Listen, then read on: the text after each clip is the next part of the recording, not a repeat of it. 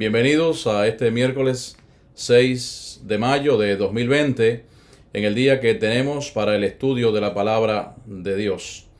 Y ya estamos en el ciclo de edificación del hogar y la familia, donde tendremos varios estudios relacionados con este tema, el tema de la familia, que es uno de los temas más importantes dentro del ámbito cristiano.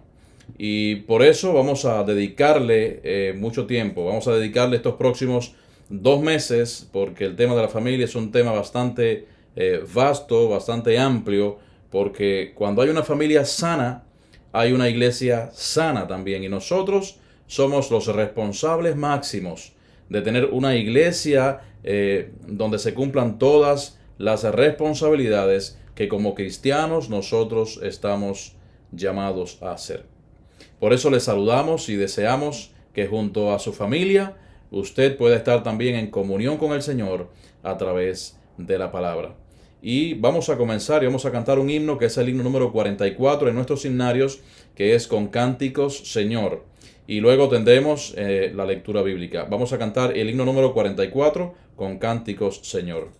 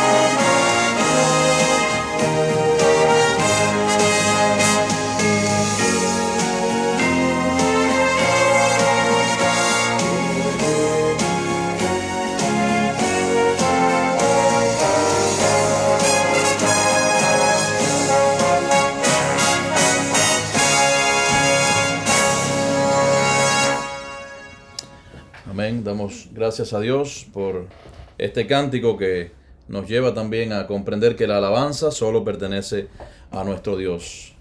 Así que vamos a tener ahora la lectura bíblica que se encuentra allí en el libro de Deuteronomio y en el capítulo 6, los versículos del 4 al 9. Deuteronomio 6, 4 al 9. Nos dice así.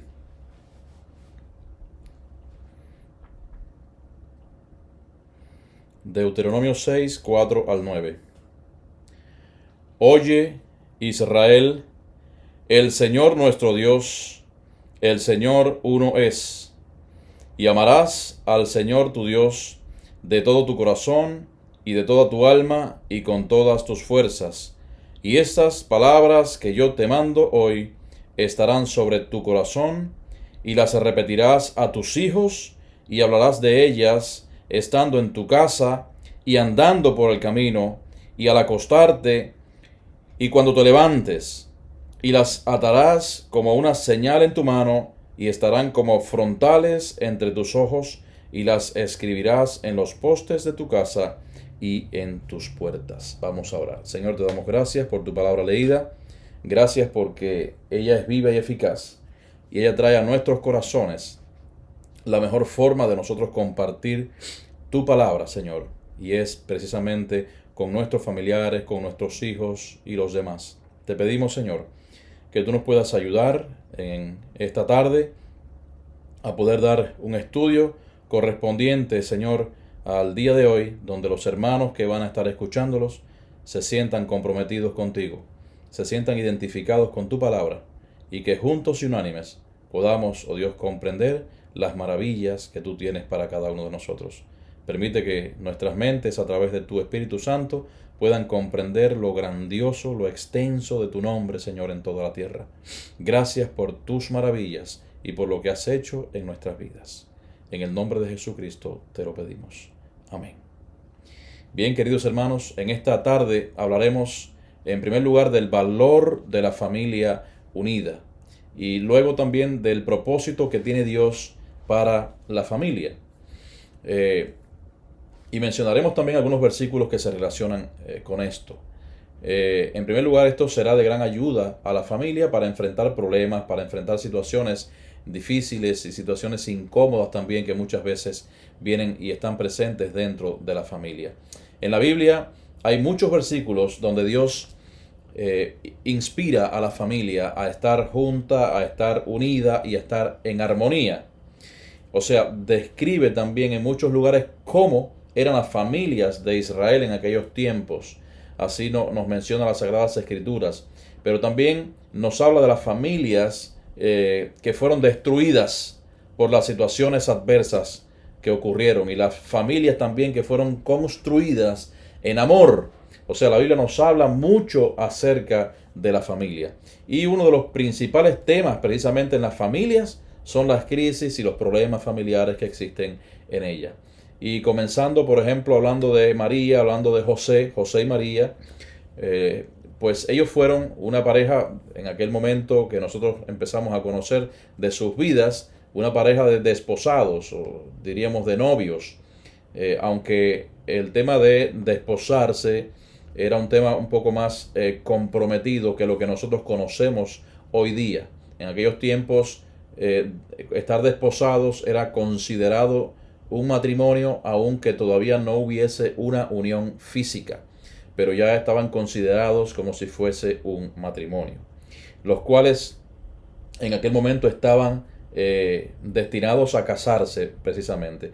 Pero Dios tenía un plan diferente para José y María, para ellos. Pues recuerden que María salió embarazada, pero por la obra y gracia, por la gracia del Espíritu Santo. Ahora, José tuvo que lidiar un poco con este asunto, sobre todo con el qué dirán de las personas, con la opinión de los demás, con las personas que estaban viendo a María quizás con su barriga y sabían que todavía ellos no habían estado en una unión conyugal. Y de esta manera, a pesar de ese gran problema, ¿qué pasó con José? Bueno, pues José nunca abandonó a María, porque ya Dios había tratado con él, ya Dios había hablado con él, y en ese momento él pudo afrontar esa dificultad y salir completamente de ese problema de una manera triunfante. Si volvemos nosotros a la lectura de la Biblia, de la Biblia, podemos ver que este que nos dice aquí es uno de los mandatos que Dios nos ha dejado a nosotros para hablar a toda la generación que viene después de nosotros. En esta lectura bíblica estaba hablando, decía esta lectura bíblica que la hablarás a los hijos y a los hijos de tus hijos, etc.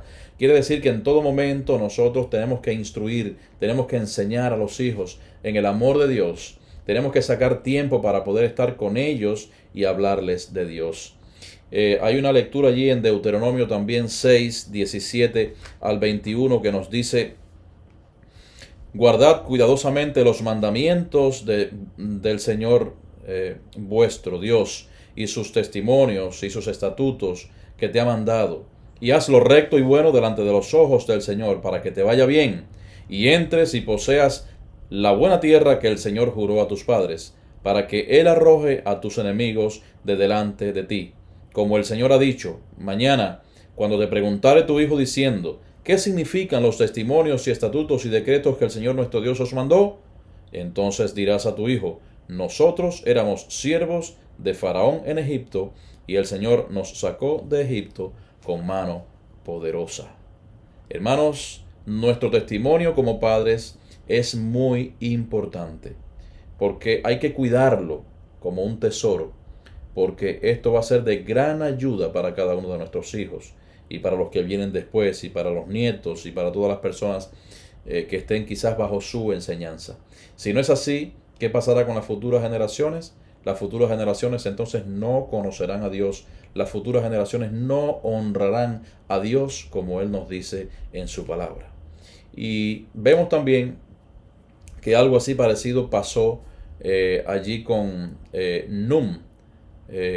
O sea, en Jueces, una de las cosas que antes de que comenzara el tema del coronavirus y todo este hacinamiento, podríamos decirlo de alguna manera, que tenemos en nuestros hogares, en nuestras casas, aquí en la iglesia estábamos dando en la congregación algunos estudios acerca de los jueces. Y en los jueces, allí en el capítulo 2, en los versos del 8 al 10, vemos que nos dice así, Jueces, sí, 2, 8 al 10. Pero murió Josué, hijo de Num, siervo del Señor, siendo de 110 años. Dice, y lo sepultaron en su heredad, en Tinam Sera, en el monte de Efraín, al norte del monte de Gaas. Dice, y toda aquella generación también fue reunida a sus padres.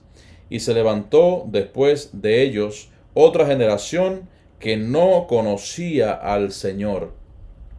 Dice, ni la obra que él había hecho por Israel.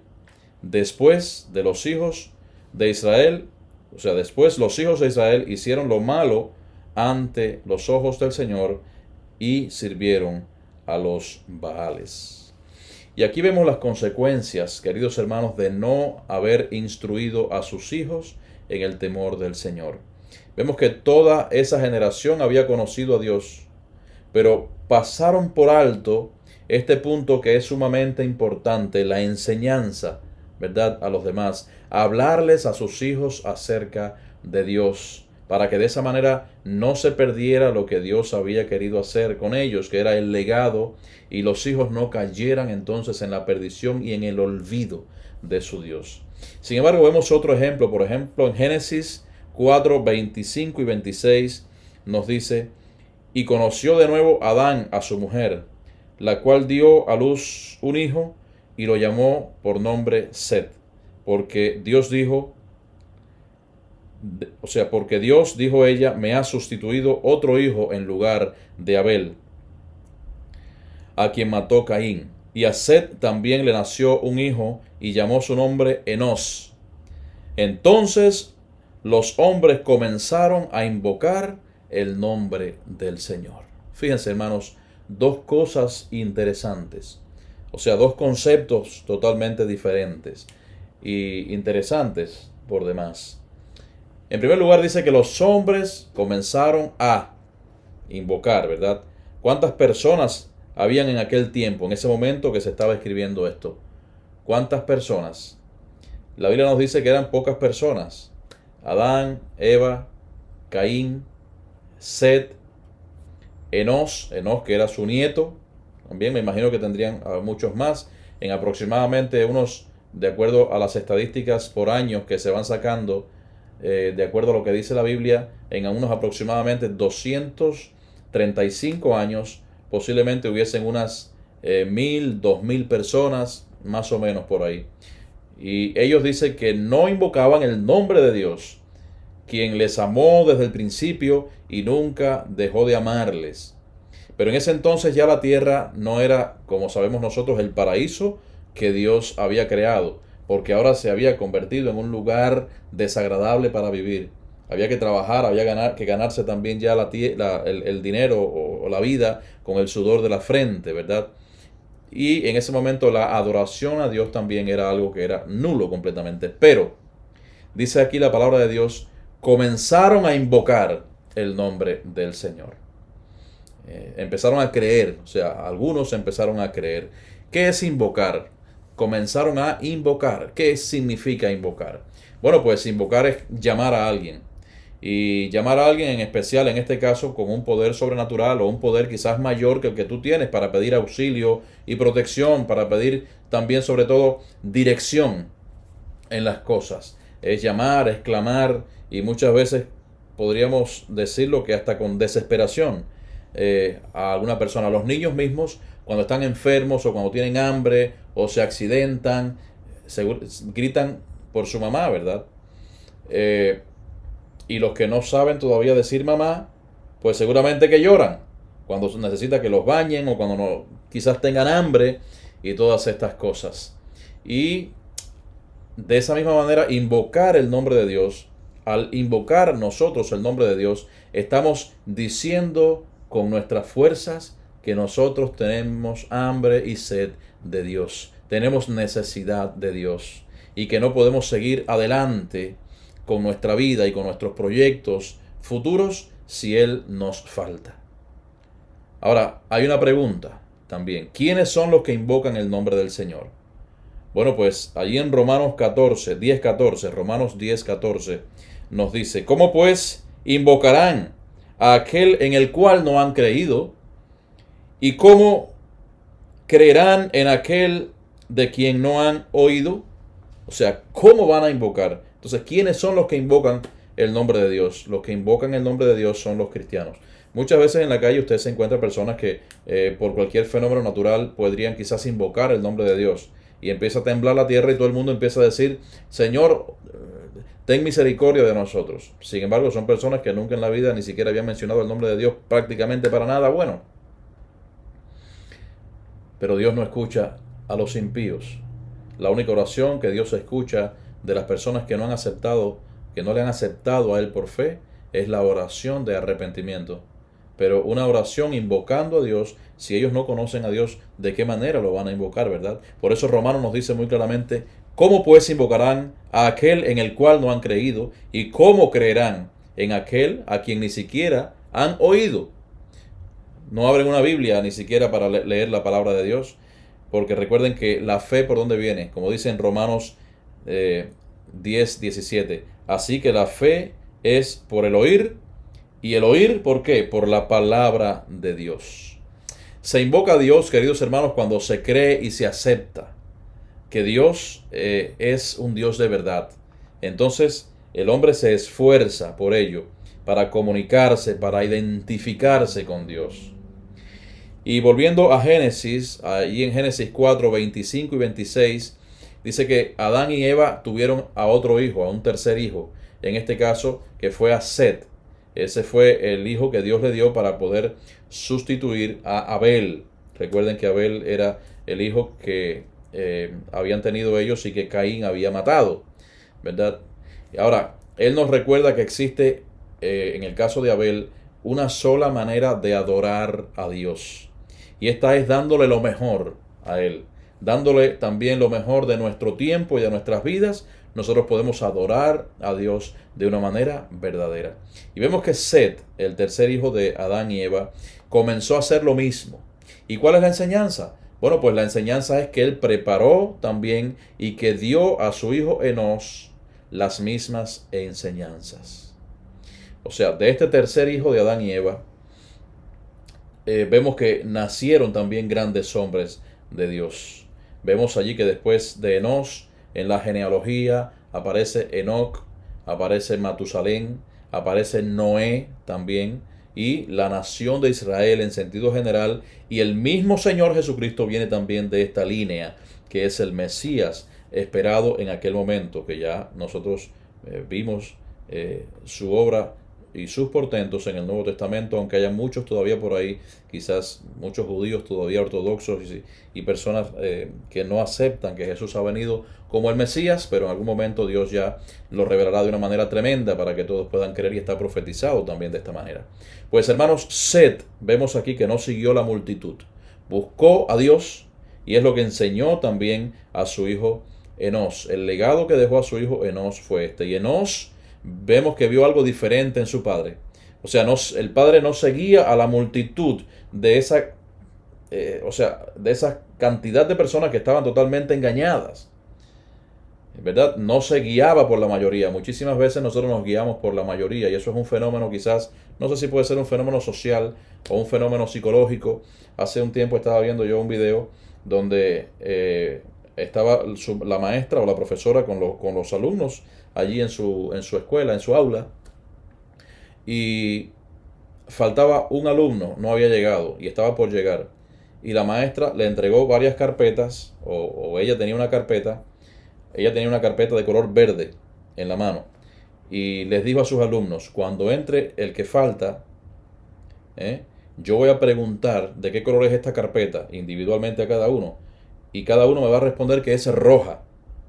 Aunque es verde, cada uno de ustedes me va a decir que es una carpeta roja. ¿Ok? Ok. Bueno, al minuto o 2 minutos entró el alumno que faltaba, se sentó y la maestra empezó a preguntar. Tengo una carpeta en la mano y voy a preguntar algo de ella. A ver, fulano, ¿de qué color es esta carpeta? Y decía, roja. Aunque era verde, pero habían acordado eso, ¿verdad? Le preguntó, a ver usted, ¿de qué color es la carpeta? Roja. A ver usted, ¿de qué es la carpeta? Roja. Y así preguntó a muchos. Y cuando llegó al muchacho que había entrado último, le preguntó, ¿de qué color es esta carpeta? Y el muchacho dijo, roja. O sea, se dejó llevar por la multitud. No tuvo un criterio propio en decir, no, la carpeta no es roja, la carpeta es verde. Y muchas veces estos son estigmas que se hacen de las personas cuando nosotros por mayoría aclamamos una mentira como si fuese una verdad. Y esto es lo que muchas veces pasa a nosotros también como cristianos. Tenemos que sustentar nuestras verdades, aunque no sean medidas o cosas quizás populares, aunque vaya en contra completamente del mundo, nosotros tenemos que sustentar las verdades de la palabra de nuestro Dios. Y eso era lo que estaba pasando también con Seth. Él había sustentado la verdad de la adoración verdadera a nuestro Dios, a su Dios, a pesar de que muchas personas en aquel momento no lo estaban haciendo. Y fue lo que enseñó también a su hijo y lo que enseñó a las siguientes generaciones. Y a partir de allí, según la palabra de Dios, dice que la humanidad cambió. Y dice que comenzaron a invocar el nombre del Señor. Hay varios versículos que nombran la importancia de invocar el nombre del Señor para la salvación.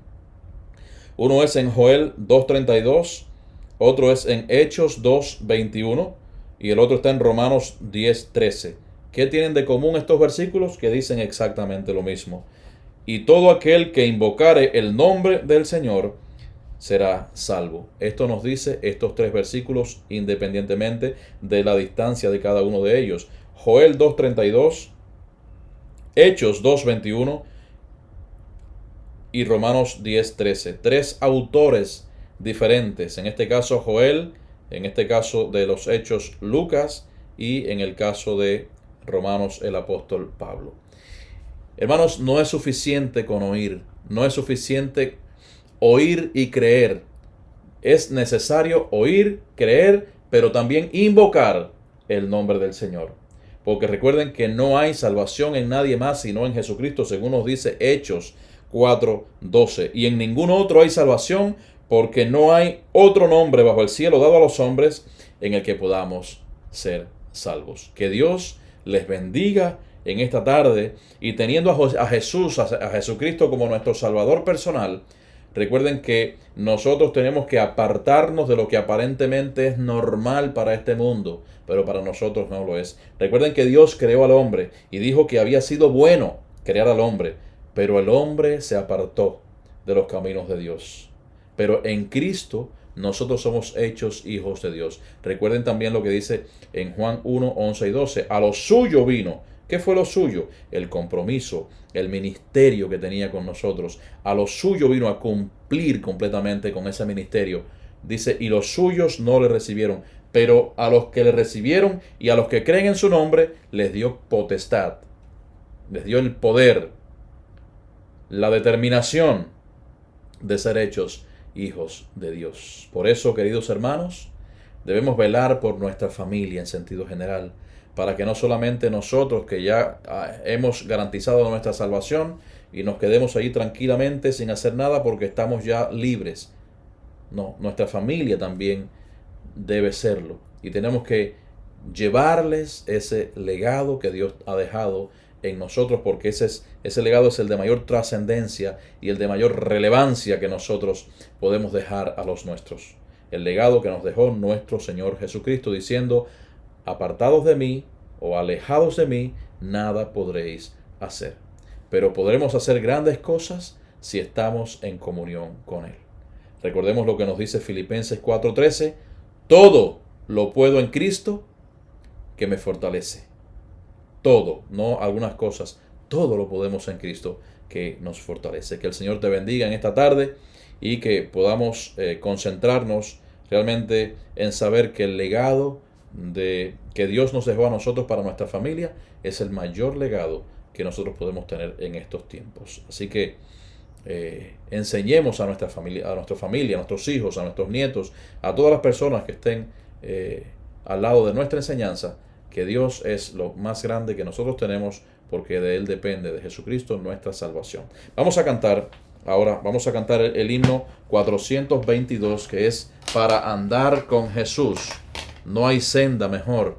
Hay muchas personas que me han dicho que esta letra, Para andar con Jesús, tiene otra letra, y evidentemente, pero nosotros tenemos el Himnario Bautista y tenemos que cantar todos al unísono con esta misma letra. Entonces, Para andar con Jesús ha cambiado la letra, pero bueno, la que tiene es bastante acertada y bastante buena. Así que cantemos también 3 estrofas de este precioso himno: Para andar con Jesús no hay senda mejor que guardar sus mandatos de amor. Vamos a cantarlo.